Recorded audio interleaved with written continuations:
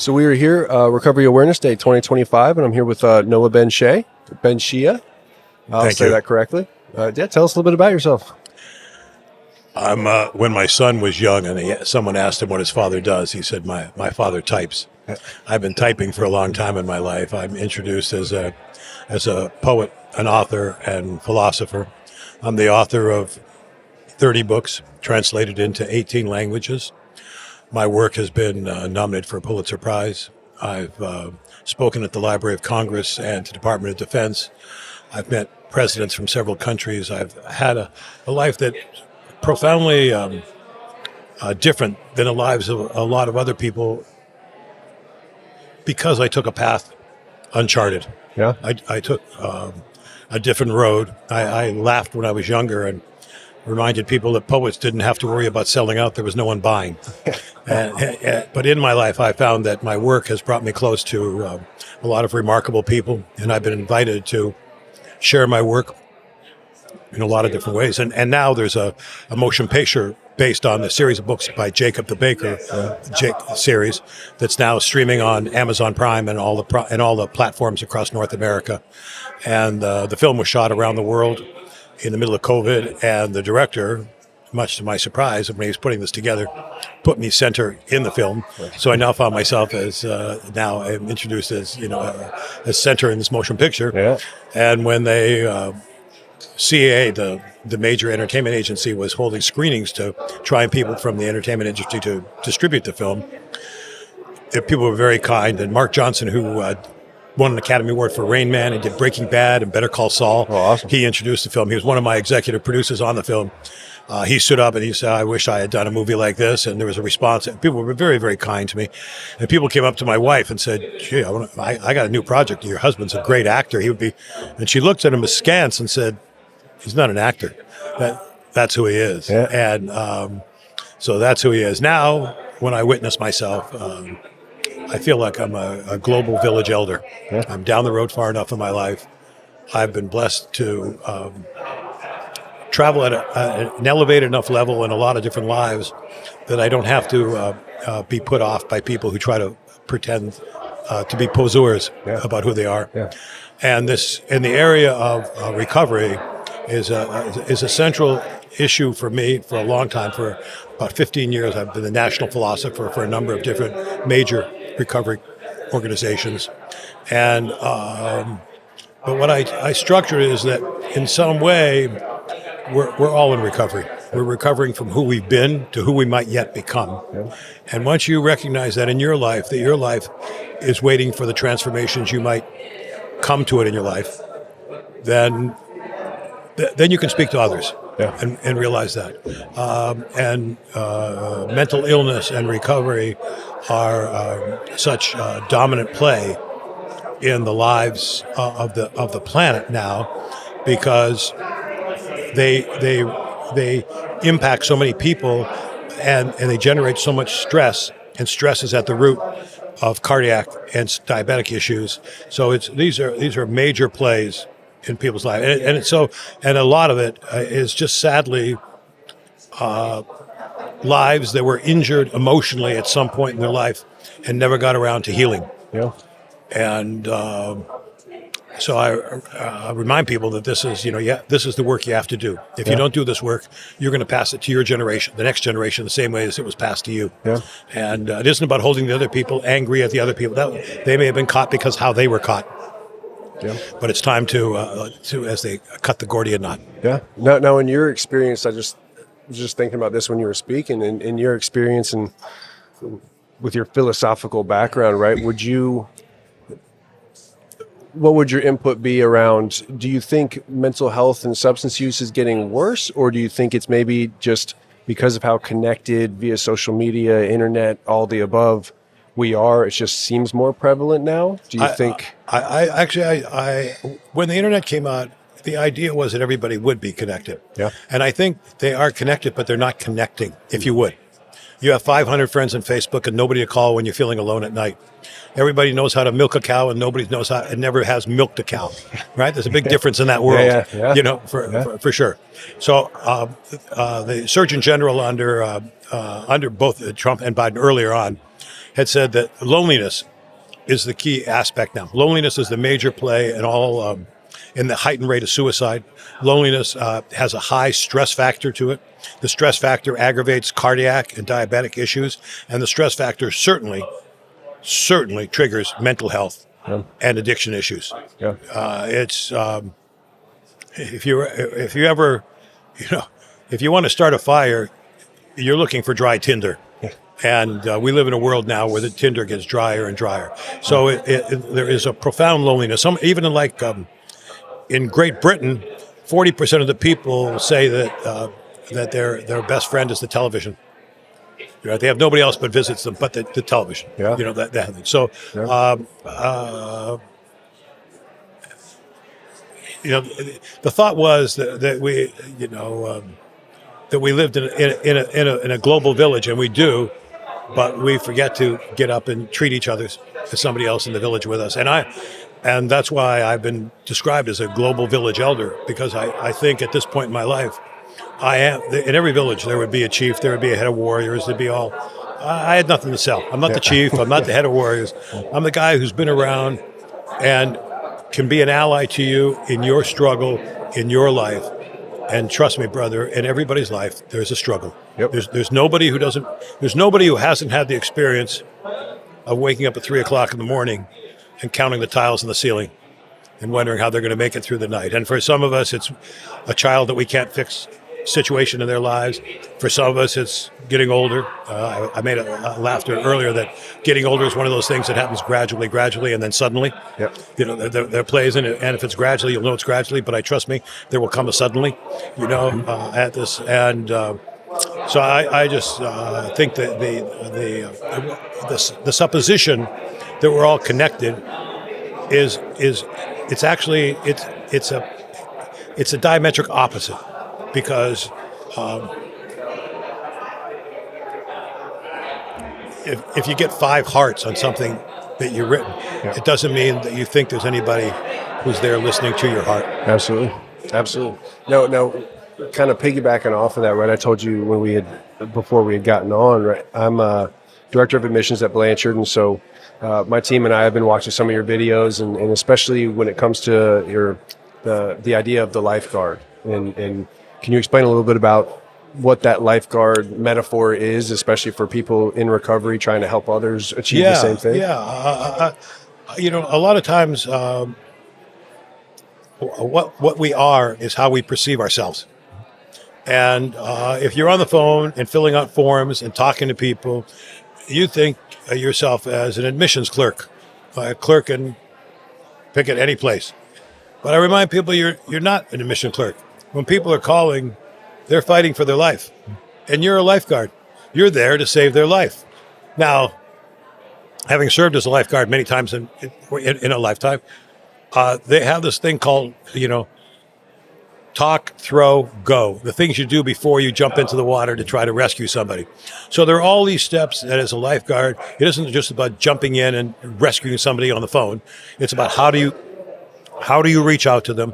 When do you extend a buoy, or do you extend an offer? When do you extend an arm? And you have to be, and this is something extremely important for people who play this role, is when you're a lifeguard, you want to make sure that when you're trying to save somebody, you don't drown. A lot of lifeguards are pulled under by people who are so frantic. So to see yourself as a lifeguard isn't just the heroic position of taking off your cape and jumping in the water. It's realizing you are there to save someone's life. And in the same way you have to love yourself before you have the capacity to love others, you have to save yourself before you have the capacity to be alive or somebody else's life. But that's a high regard. You're there, each of us, to be the lifeguard in your life. And then if you're conscious that your role and responsibility in that role, then you can begin to play that with someone else. So this is when everybody, you meet people at a party, at a search, or even, as on the internet all the time, and they ask you, what do you do? If you write, I'm an admissions clerk, people go like, years ago, I had a friend who was a best-selling author, and we were at a luncheon, and I asked him, I said, what do you do? I said, you're on an airplane, and people ask you what you do. If you say, I'm a writer, they'll never stop talking, right? I said, what do you do? This guy was a national bestseller. He said, I tell people I sell concrete. He says, as soon as I say that, they stop talking to I me. sure do. Yeah. So when people ask you what you do, though, you say, I'm a lifeguard. Suddenly, two things. One, their relationship to you will shift from what it might have been. And two, when you begin to explain to them that your responsibility has been to try and save your life, and 70% of the people in recovery work are people who are in recovery themselves. Historically, that numerical function, they shift by 5%, but that's roughly what it is. Then you're in recovery, you're a lifeguard in your life, and you're there to be a lifeguard in somebody else's life, which is a profoundly honored role to play. But you're also telling somebody else, you're a teacher. By the way, you're here to be a lifeguard in your life. And suddenly your rapprochement with that person, how do you approach them, is entirely different. And, the world opens when we open. So I think it's a hugely important, just a shift in language is a shift in consciousness. Yeah, yeah. I mean, I think that's such an important thing, and I try to talk with my team about it all the time. And I know when Lee had initially came in, that was a big focus, was listening more than we talk, and so we can actually learn how we need to help this person. Right? If we're just talking as soon as the phone rings and we answer, then we're selling. Right? If you're talking, you're selling. Exactly. And that's not what we're here for. I shared with some folks earlier this morning. A number of years back, I was a visiting professor of philosophy at UC San Francisco Medical School. It's the number one medical school in the country. And the brightest students were there. And another doctor, a palliative medicine doctor, he's talking to you, and he said, when you come into a room with a patient, don't just do something, sit there. And I remind people that patience is a poultice, right? It's a healing wound. The other side of this, and I share this, but whatever you're doing about just not, a lot of people, you met people that have a nervous laugh, and it has no laughter when you hear it. It makes you uncomfortable because it's there. A lot of people, they just, it's like spending a night with an insurance salesman. They're always pitching something. If you have the patience to listen, then you have the opportunity to make a difference. And I know this is a driving truth. No one cares how much you know until they know how much you care. So your agenda is for that person on the other end of the phone, or however you meet them, is for them to know that you are caring. Yeah. If they know you're caring, then the rapprochement, how they connect with you, is very different. When you go to a car lot and the guy comes up to talk to you, you don't think his first agenda is caring. No.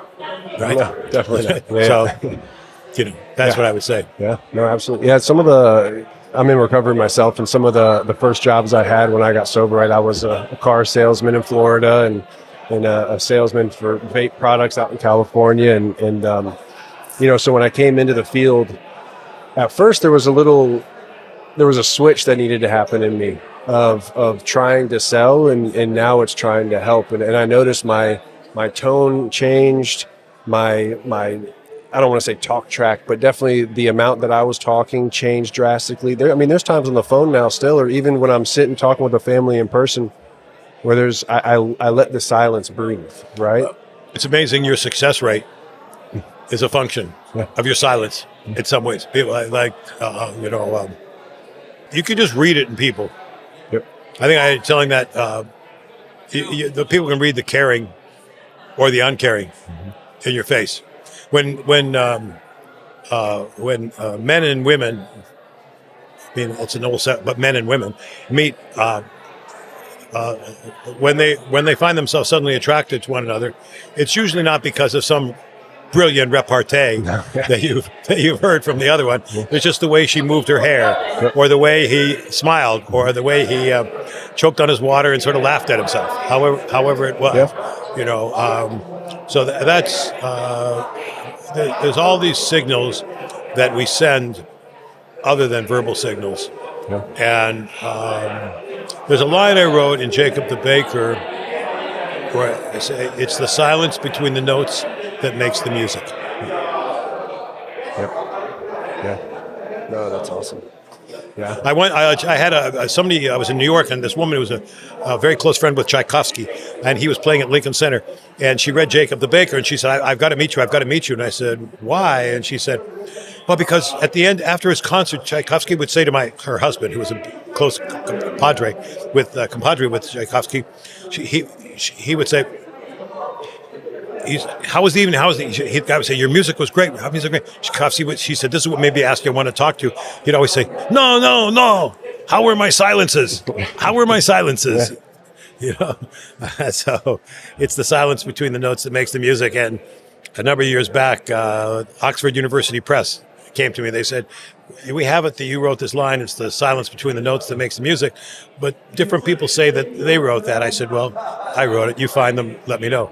A couple months later, they wrote me back and said, "No, you wrote that." Well, it's included in the Oxford University quote book. So That's it's awesome. very it's the silence between the notes that makes the music.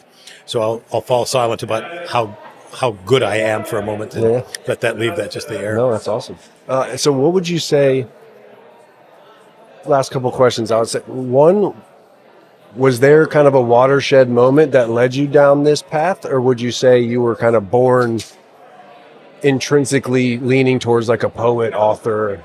A lot of times our own life is it's not an unveiling that we hold, but that life holds for us. Well, life is a revelation. I suspect that earlier on you never would have thought you would be doing what you're doing, Definitely not. because you had another agenda. But your life said, "Well, that's very interesting." But the only way a snake grows is by shedding its skin, and we have to be able to shed our skin and to honor that when it happens. There are forces in you that are not self-determinative because you're not even conscious of them. We're not conscious of all our strengths, just as we're not conscious of our weaknesses. But I'll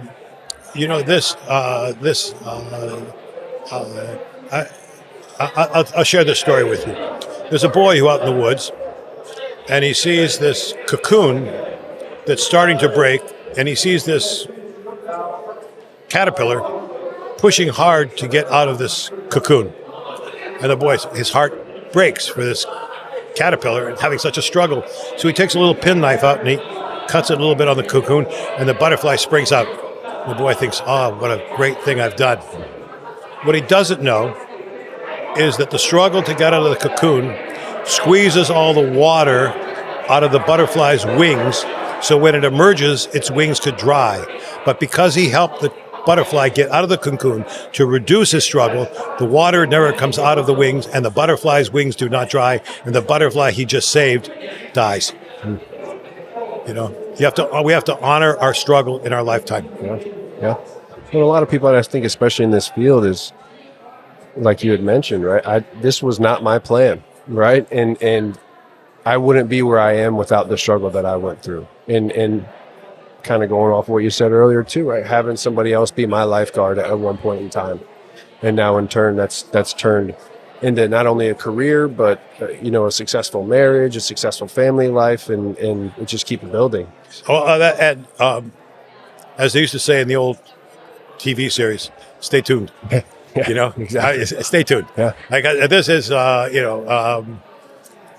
one point we the old consciousness. Am I a body with a soul, or am I a soul with a body? Right? And in this lifetime, we will drop our body, and we will drop our ego, but our soul. And the reason this happens is that Einstein said that energy. People a lot of times think that scientists and theologies, because I'm oftentimes spoken as a theologian because I've written on biblical structures on Eastern and Western religions. But Einstein says that energy cannot be created nor destroyed; it can only change form. So this is what's going on. But I tell people the only designer label we all wear says "handmade by God." Yeah. That's it. And when you come out of it, who are we in the first commandment, second commandment, you're told you cannot make graven images. Do not try to make an image of God. Do not think that your eyes can enfold the whole being of God. You cannot put God in your mind. You're an act of God, not God is not an act of you. Yeah. Right? So you have that. So we can't presume what are the limits of this definition, either definition by image or definition by language of what the divine might be. So just stay tuned. Yeah. And I remind people that the veil between the worlds is very porous. So people who have gone away aren't gone, right? There's this term in physics called cosmic entanglement. Yep. And when they take an atom and divide it and they take a proton, what they found is they took a proton, cut it in half, them like 16 miles from each other. And when you did something to one half of the proton over here, that proton, half of the proton over there, now this is the smallest unit that we can recognize or visible, and so I say to people that cosmic entanglement means that we're all connected. It doesn't mean we're tied in knots. What ties the world in knots is your mind. That's the knot you have to untie. It's your mind. That's the knot. Yeah. Well, awesome. Well, it was great having you here. Thank you. Yeah. If I said this, I trust that God says the same thing to me one time. It was great having you here. Yeah. And thank you. Thank you. It's great. Yeah. It's been so great. Where can people find your book, movies, all the above? Cryptically enough, Noah benShea, benShea. If you Google it, you'll see NoahbenShea.com, or the book is called Jacob the Baker. And if you go to jacobthebaker.com, you can see the trailer to the movie. I wrote the lyrics to a song in the movie that was voted the best song in a motion picture, one of the best 5. My finalists were Lenny Kravitz and Diane Warren and the woman who wrote Barbie and stuff like that. So and now I'm writing more songs that we're putting out there. I'm doing something now that's very, very interesting with Jacob the Baker and AI. Leo helped connect, and we'll talk more about that. We've created a Jacob the Baker avatar, so you can talk to Jacob 24/7 in any language in the world and ask anything in your life. Yeah, that's awesome. And we're going to put this together. Yeah. Thank you for having me here. Thank you for the work you're doing. I want anybody who's listening to this. My talk this morning, the centerpiece was a quote of mine: "Of all the things you can make in life, why not make a difference? Honor that. Know that you matter. Dare to make a difference in your life." Thank you. Thank you for everything you do. Thank you very much.